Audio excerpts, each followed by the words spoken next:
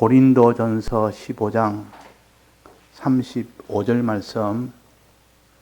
누가 묻기를 죽은 자들이 어떻게 다시 살며 어떠한 몸으로 오느냐 하리니, 어리석은 자여 너의 뿌리는 씨가 죽지 않으면 살아나지 못하겠고, 또 너의 뿌리는 것은 장래 형체를 뿌리는 것이 아니요 다만 밀이나 다른 것의 알갱이 뿐이로되, 하나님이 그 뜻대로 저에게 형체를 주시며 각 종자에게 형체를 주시느니라.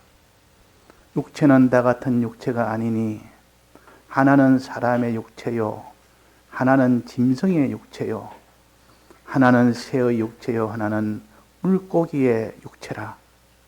하늘에 속한 형체도 있고 땅에 속한 형체도 있으나, 하늘에 속한 자의 영광이 따로 있고 땅에 속한 자의 영광이 따로 있으니, 해의 영광도 다르고 달의 영광도 다르며 별의 영광도 다른데 별과 별의 영광이 다르도다.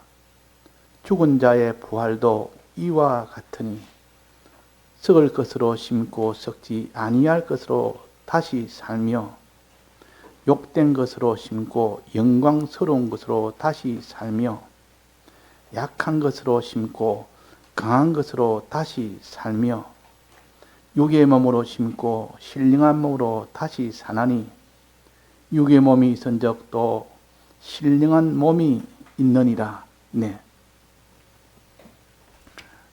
오전에 우리가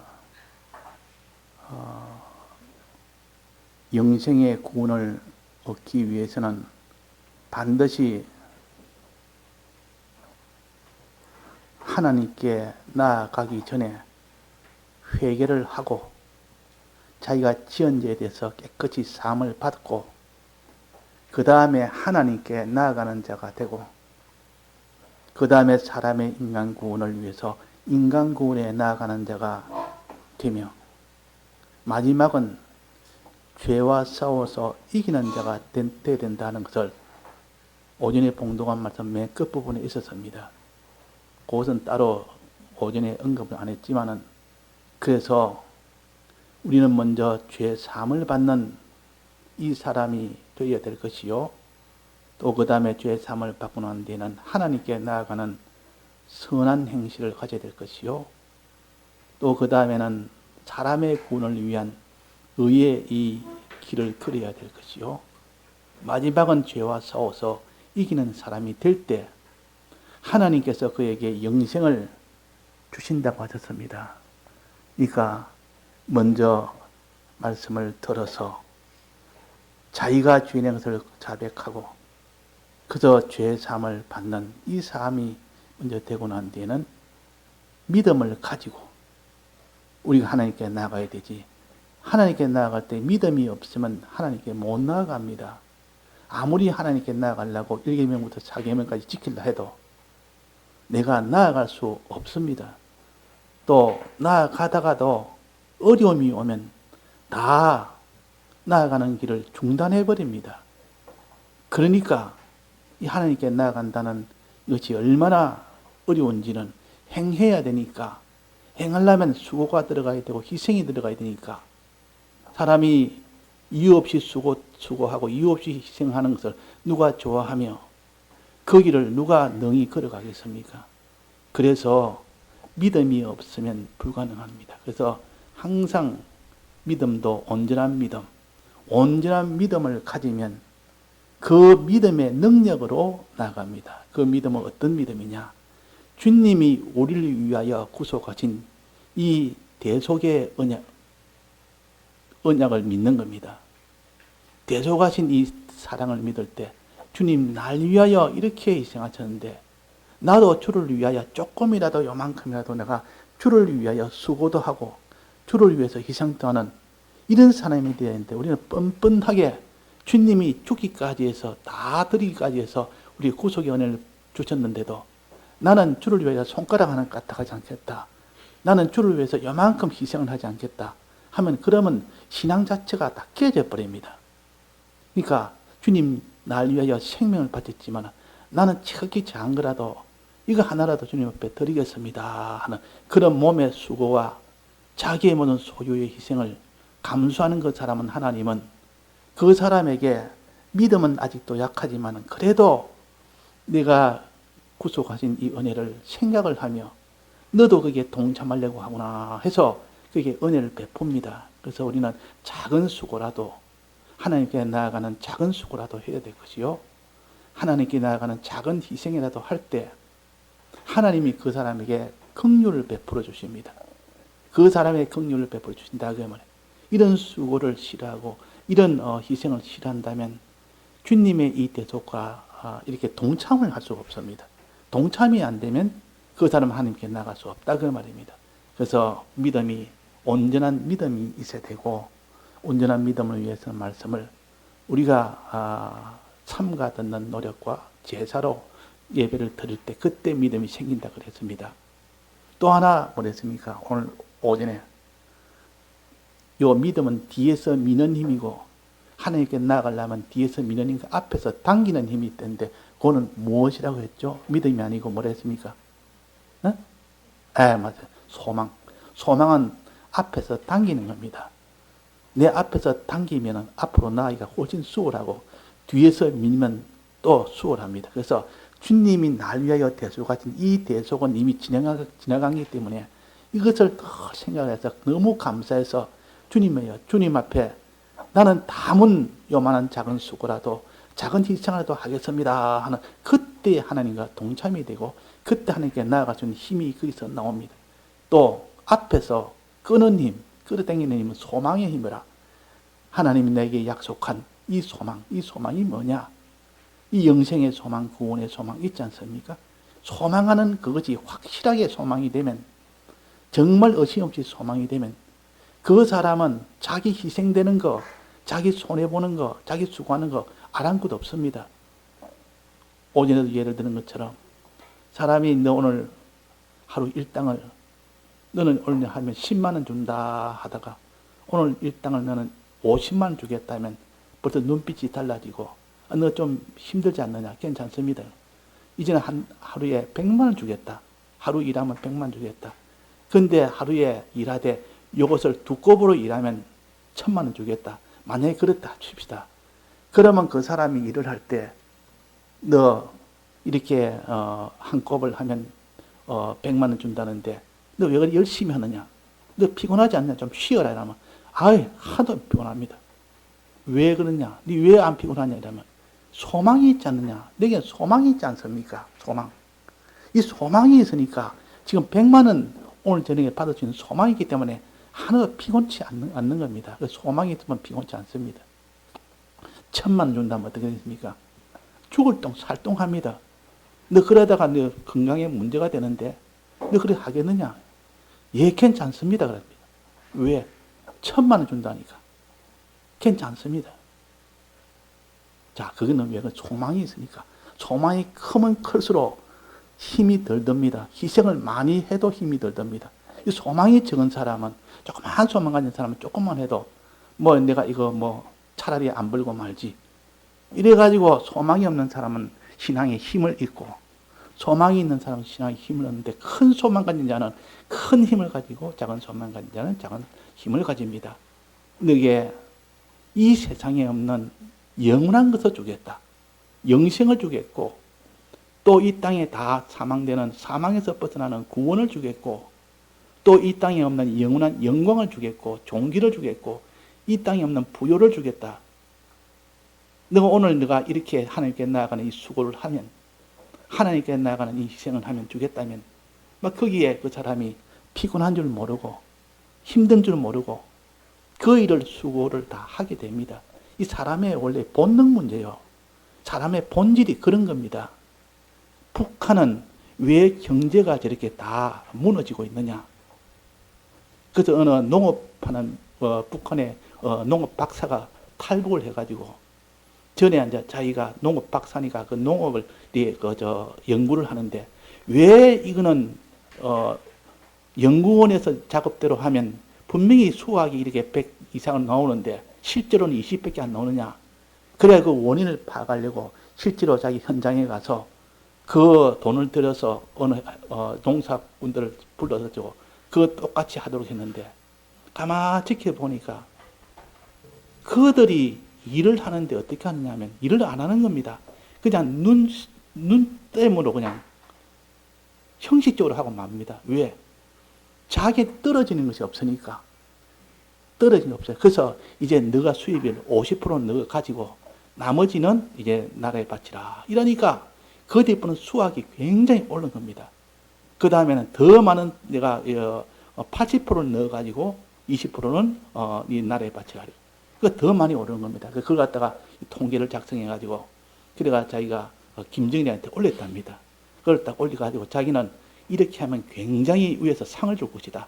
이제 농사가 이렇게 잘 되니까 이 북한에도 이제는 농사 걱정은 없겠다. 양식 걱정은 없겠다 해서 이렇게 기다리고 있는데 어느 위에 있던 그 책임자가 와가지고 자네 그 생각 다 버려라. 그러면 그들이 지금 일하는 그 일에 가지고 농사가 잘 되면 전부 자기 소유가 되면 이 북한에는 그렇게 정치적으로 유지를 할 수 없다. 그러니까 그런 생각 아예 접고 그냥 이전처럼 하도록 해라. 그러니까 농사적으로 본다면 박사가 그 농사적으로 본다면 이거는 자유로 자기가 할 수 있는 만큼 그만큼 수확을 자기가 가져야 되는데 못 가진다 그 말이에요. 그러니까 이거는 가만 보니까 땅의 문제도 아니고 곡식의 문제도 아니고 이거는 사람의 본질 문제다. 본질적으로 일한 만큼 수확이 자기 소유가 안 된다면 이거는 아무리 좋은 농사법에도 소용이 없다. 이 본질적으로 사람의 본능이라는 것은 자기가 일한 만큼 가진다면 있는 힘을 다해서 그를 하는데 있는 힘을 다해봤자 가지지 못하니까 서슬 한단 말이에요. 그러니까 농사의 효율이 오를 수가 없는 겁니다. 자, 그런 것처럼 우리에게 소망이라는 것은 하나님 내게 소망을 주겠다. 이 소망이 보통 소망이 아니고 이 세상에서는 찾아보지 못할 큰 소망을 주겠다. 큰 거 주겠다. 이 소망을 정말로 깨달아 믿는 사람은 죽을 똥 살똥합니다. 아무리 힘든 애도 힘든 줄 모릅니다. 아무리 희생해도 희생이라고 여기지 않습니다. 아무리 고난받아도 고난이라고 여기지 않습니다.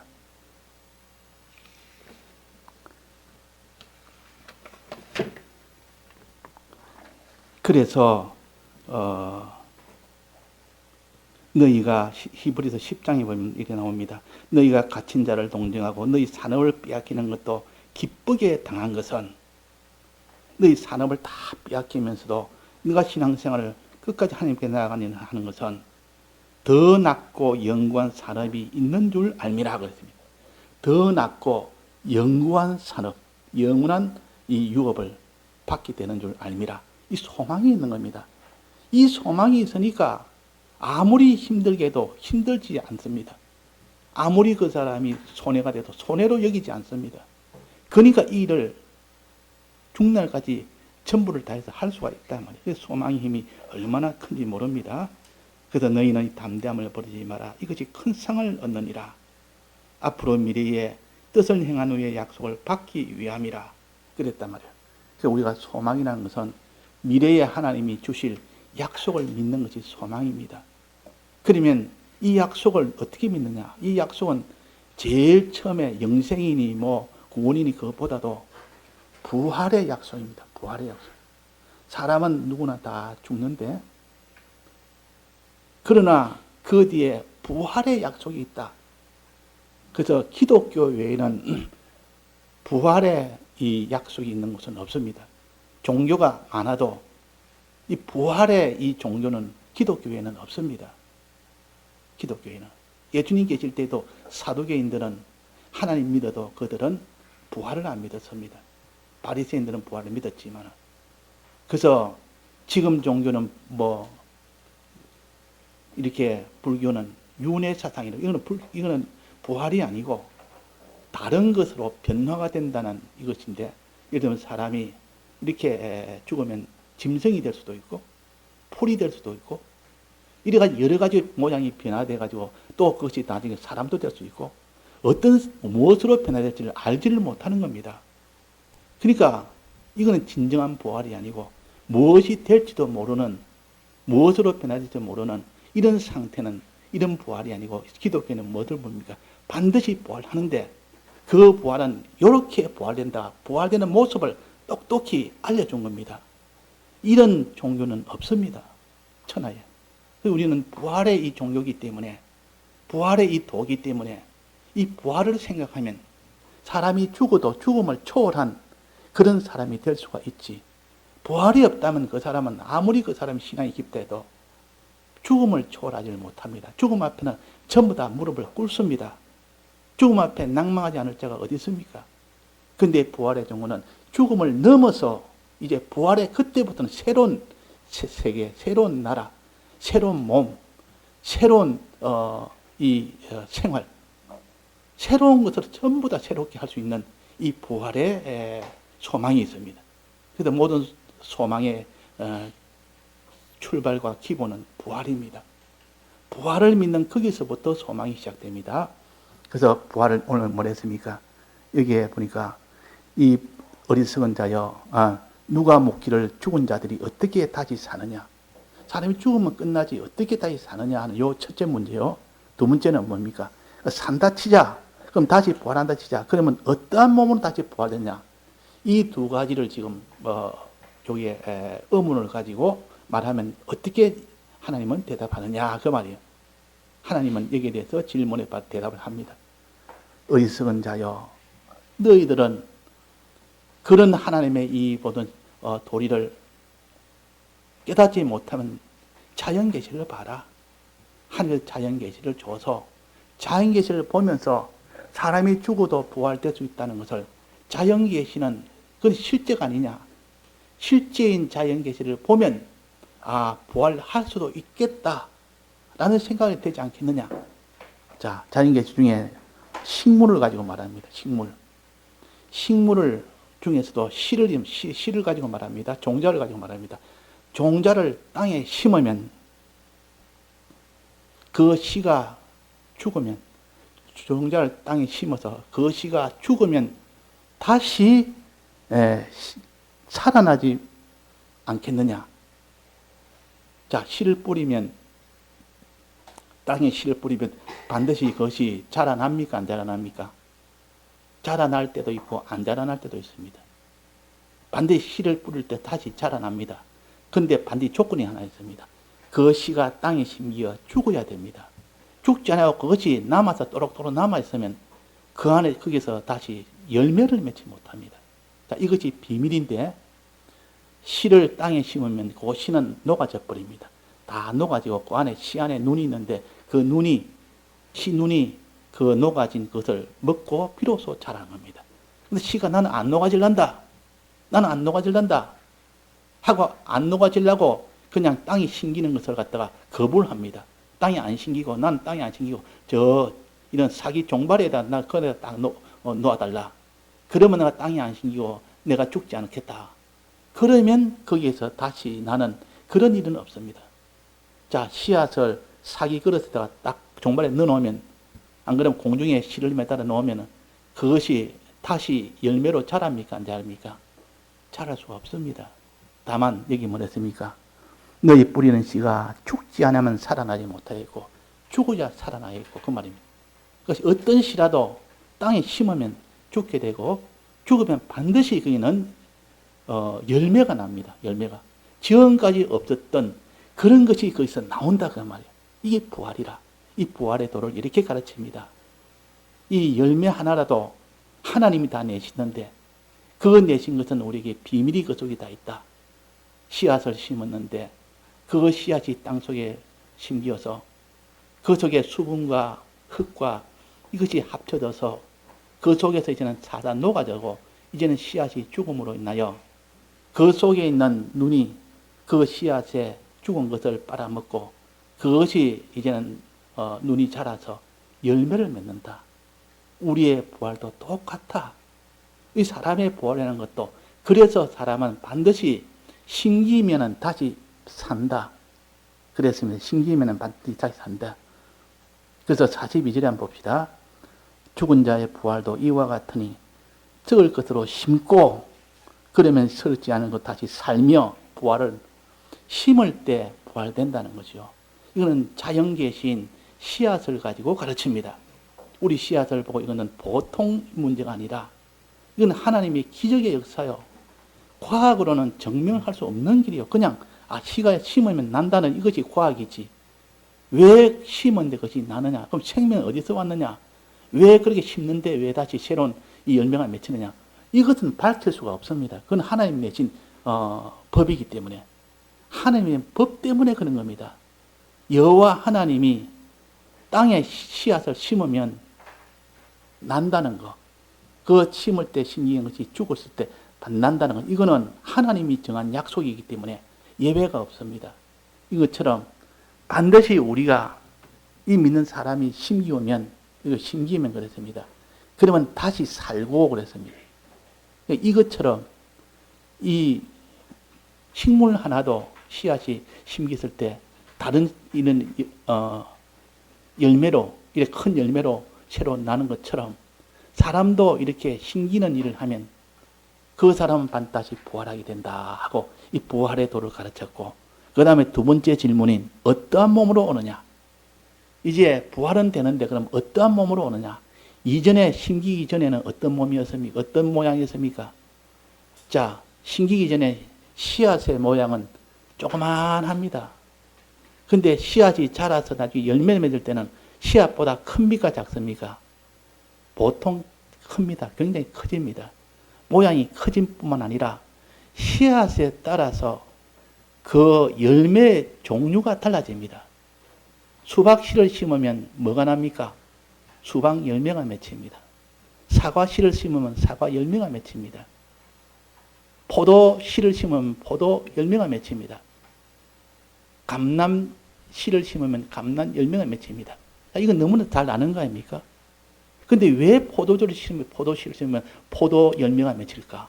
다른 것이 왜 안 맺힐까? 그것도 하나님이 이미 그 안에다 형체를, 장래 형체를 미리 약속을 해놓은 겁니다. 요 포도씨 안에는 이것은 장래 형체가 그 속에 이미 다 결정되어 있는 겁니다. 이건 하나님이 이미 약속을 해놨다고 말이에요. 그러니까 이 포도씨를 심으면 포도 열매가 맺히구나 하는 것을 알 수 있듯이 우리의 장래 부활도 이미 결정이 되어 있습니다.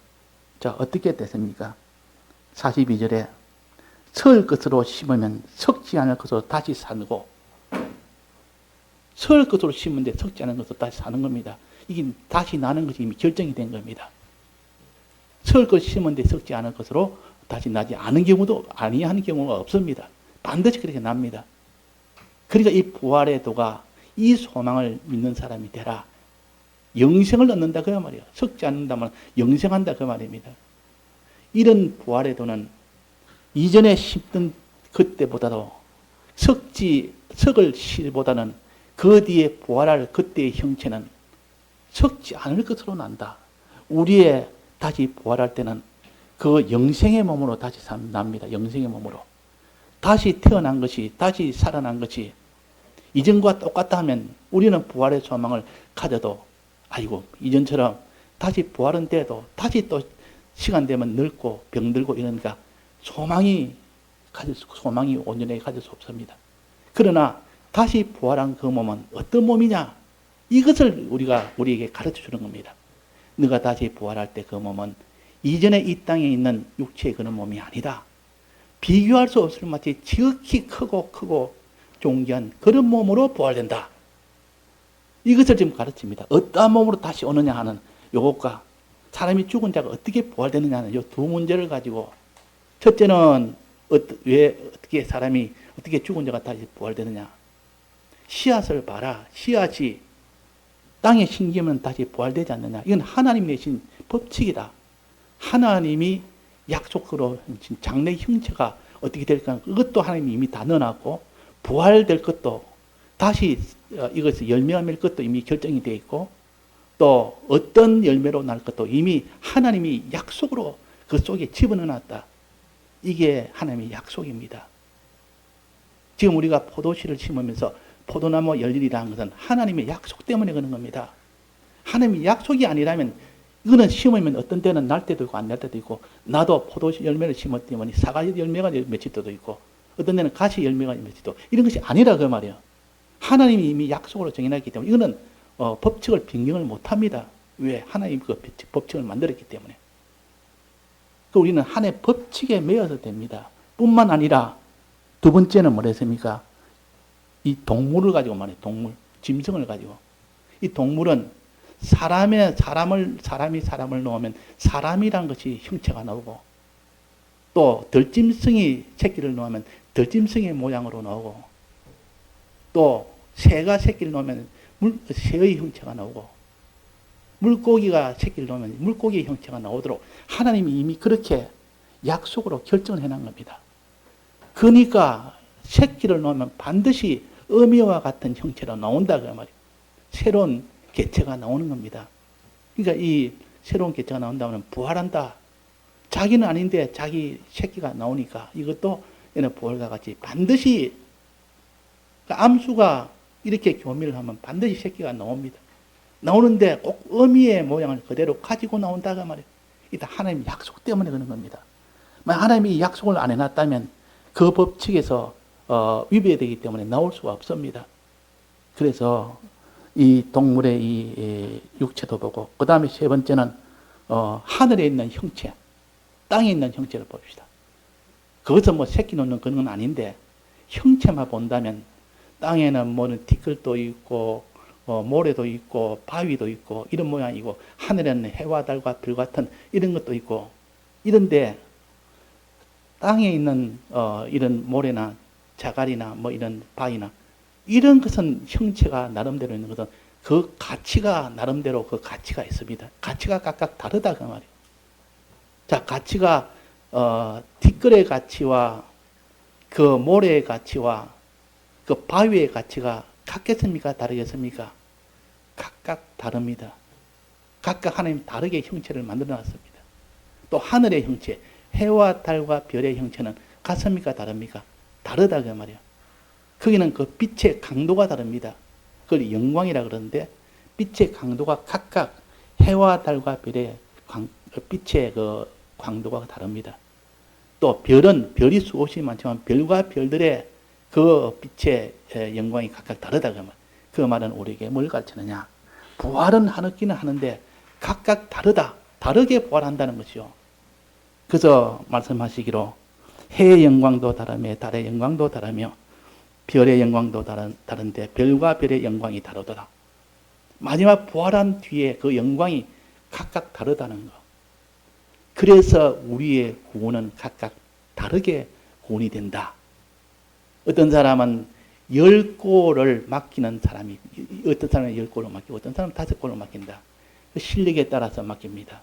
그러니까 그 실력에 따라 맡기니까 자기가 맡은 것이 많을 수도 있고 적을 수도 있고, 또 그 맡은 것이 많을 때는 영광이 많을 수도 있고, 그 맡은 것이 적으면 영광이 적을 수도 있고, 그 영광의 차이가 나고 그 실력의 차이에 따라서 영광의 차이가 난다는 것이요. 이것이 우리의 구원도리요. 똑같이 우리가 부활되는 것이 아니라 그 기능의 차이가 있다. 우리가 이 땅에서 심는 것은 우리 행위를 심습니다. 행위를, 선한 행위를 하든지 의로운 행위를 하든지 거룩한 행위를 하든지 이런 행위를 할 때 그 행위 하나하나가 하나님 보고 옳다 인정함을 받으면 그는 전부 다 영광의 부활이 됩니다. 근데 어떤 사람은 평생을 하면서 그렇게 옳다 인정을 받는 그런 행위는 조금밖에 못하고, 어떤 사람은 많이 합니다. 손영한 목사님 같은 분은 죽는 날까지 그 길을 다 걸어가서 크게 이렇게 영광을 받을 수 있는 그런 행위를 했기 때문에 그 기능이 그 순간순간마다 현실마다 그것이 부활된 그것이 훨씬 더 많습니다. 많으니까 해의 영광이 다르고 별의 영광이 다르듯 그 손영한 목사님의 영광이 다르다 그 말이야. 우리하고 어떻게 똑같을 수가 있습니까? 모세와 우리와 이 차이가 있겠습니까? 없겠습니까? 모세는 평생을 그렇게 살았기 때문에 그 모세의 영광과 우리의 영광이 같을 수는 없습니다. 바울의 영광과 우리의 영광이 같을 수는 없습니다. 왜? 우리가 행한 것이 다르기 때문에, 행한 것이 다르기 때문에. 우리의 행동은 다 기능으로 나타납니다. 행하는 것이 전부 다 해서 현실마다 그렇게 살았다면 그 모든 다한 것은 기능은 현실마다 사는 것이 전부 다 그런 기능이 되어버리고 그런 기능으로 부활됩니다. 이걸 신령한 기능이라 그럽니다. 신령한 기능으로 다 부활되어 버립니다. 그 신령한 기능은 전부 그것이 부활되어서 자기 자체의 실력이 되는 겁니다. 기능은 실력이요. 기능사 1급, 기능사 2급, 뭐 이런 기능사 자격증 있지 않습니까? 그 기능을 많이 가진 자에게는 그만큼 실력이 있다는 뜻이요. 실력이 있는 자에게는 대우를 받는다는 뜻이요. 대우를 받는다면 그만한 영광이 있다는 뜻이요. 그러니까 행하는 것은 다 기능으로 결정되고 기능이라는 것은 실력이고 실력이라는 것은 그만큼 대우를 해주는 것이고 대우하는 것은 그만큼 영광이 되는 겁니다.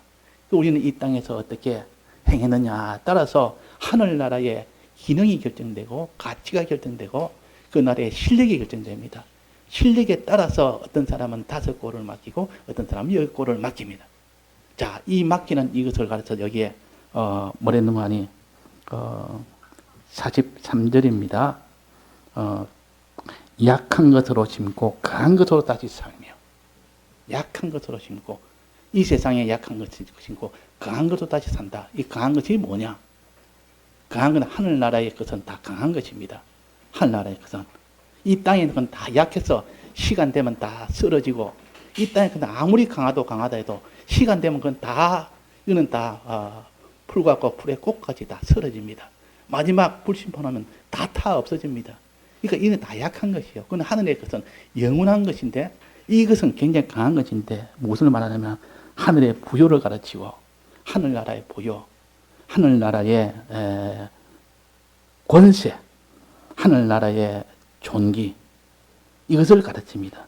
하늘나라의 평강과 하늘나라의 부요와 하늘나라의 권세와 하늘나라의 존귀 이것이 바로 강한 것이요.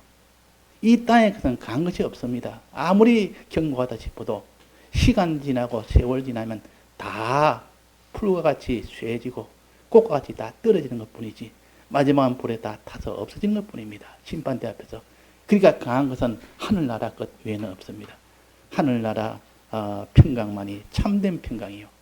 이 평강을 가지면 아무도 해를 해하지 못합니다.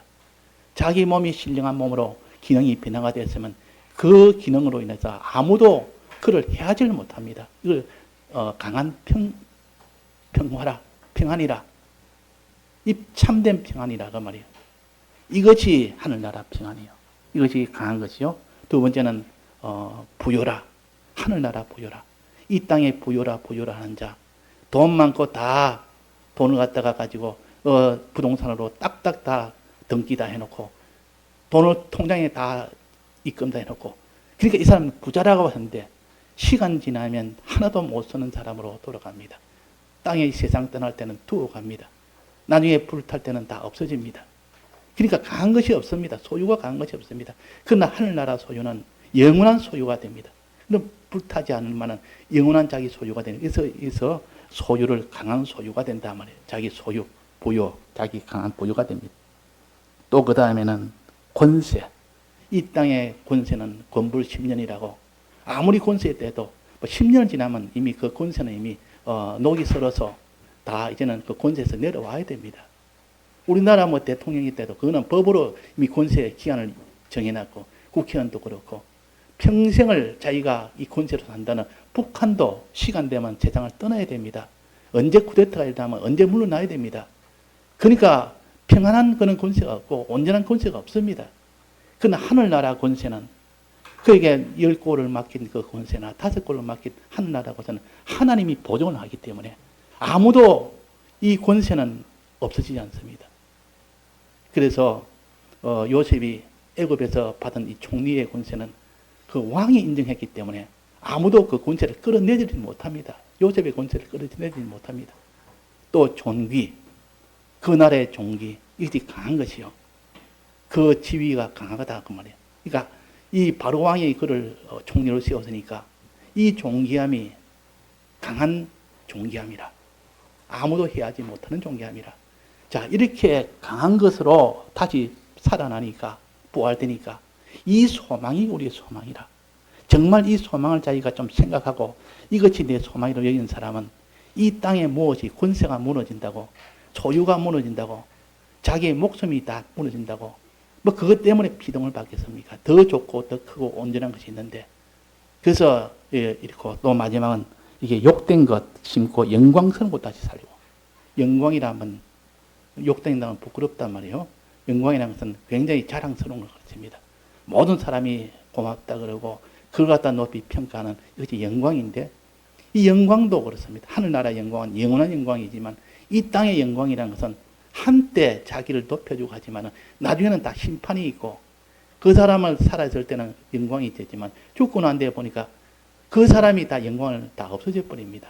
그러니까 이런 영광이 아니고 강한 것은, 강한 영광은 아무리 세월이 가도 그 영광은 변함이 없는 영광이요. 그래서 이런 영광을 지금 가르칩니다. 욕된 것을 심고 영광스러운 것 다시 살며, 또 마지막은 썩을 것으로 심고 썩지 아니할 것도 다시 살며.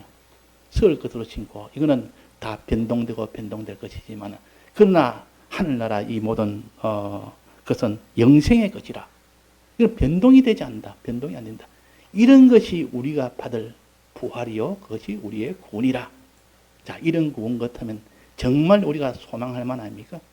그러니까 우리가 하는 예수 믿어도 이런 소망 없이 믿는 사람은 그냥 예수 믿어서 그냥 적당하게 살다가 그냥 세상 복 좀 받다가 가면 그것이 뭐 복 아니냐 하지만 그런 복이 아니라 지금 말하는 이런 하늘의 복을 가르칩니다. 부활한 이후의 복을 가르칩니다. 이 복을 우리에게 주시기 위해서 지금 이렇게 가르치기 때문에 이런 복을 내 복이라 여기고 이것을 소망하는 사람이 되도록 합시다. 이 소망이 내 속에 넘쳐나야 그 사람이 너희 산업을 빼앗기는 것도 기쁘게 당한 것은 더 낫고 영원한 산업이 있는 줄 아닙니다. 그랬습니다. 더 낫고 영원한 이 산업이 있는 줄 아는 사람은 빼앗기는 것에 대해서 뭐 아쉬워하거나 두려워하거나 그러지 않습니다. 우리 예수 믿는 이는 이치로 따져서 자기가 자꾸 따지고 들어가서 과연 하나님의 말씀이 참이냐 거짓이냐, 참 여기 참이라면 이거는 뭐 다 드려도 내게는 영광이 되고 부요가 되고 존귀가 되는데 이렇게 나아가야 되는 겁니다. 이 소망이 없으면 그 사람의 믿음은 다 흐려집니다. 하나님께 나아가는 신앙은 점점 멀어지고 뒷걸음질 쳐서 나중에는 침륜에 다 빠져버립니다. 하나님께 나아가는 자는 침륜에 빠질 자가 아니요 그랬단 말이에요. 근데 어떤 한때는 하나님께 나아가는 일을 열심히 하다가 어느 때 보니까 점점 뒤로 물러나서 하나님이 기뻐하지는 뒤로 물러나서 침륜에 다 빠져서 그때부터는 고통 속에 빠집니다. 그때부터는 하나님이 주신 이 소망도 없고 믿음도 없고 전부 염려, 근심, 걱정뿐이고 이 세상 방편뿐이고 그러다 보니까 지금까지 하나님이 주셨던 그런 평강의 그런 복의 이런 역사는 다 없어져 버립니다. 그래서 우리가 오늘 부활에 대한 소망, 신령한 몸으로 부활되는 이것이 우리 자체의 기능으로 변화되는 겁니다. 하늘나라 기능으로 변화되는 거예요. 신령한 몸으로 다 변화되는 이것을 통해서 강한 것으로 우리가 다 맡김을 받게 되고 영광스러운 것도 맡게 되고 또 영생의 것도 우리가 다 맡게 되고 그렇게 돼서 이런 소망이 있는 자니까 우리보다 더 소망이 있는 자가 어디 있습니까? 우리는 그래서 담대하라 그랬습니다. 너희는 그러므로 담대함을 버리지 마라. 이것이 큰 상을 얻느니라 그랬단 말이에요. 너희에게 인내가 필요하면 너희가 하나님의 뜻을 행한 후에 약속을 받기 위함이라. 하나님의 뜻을 다 행한 후에는 하나님 이 약속을 실제로 받습니다. 받는다 그 말이에요. 이걸 우리가 소망으로 가져야 되지. 이 소망이 없으면 아무도 이 모든 환난을 못 이깁니다. 예, 다 같이 통성으로 기도하시겠습니다.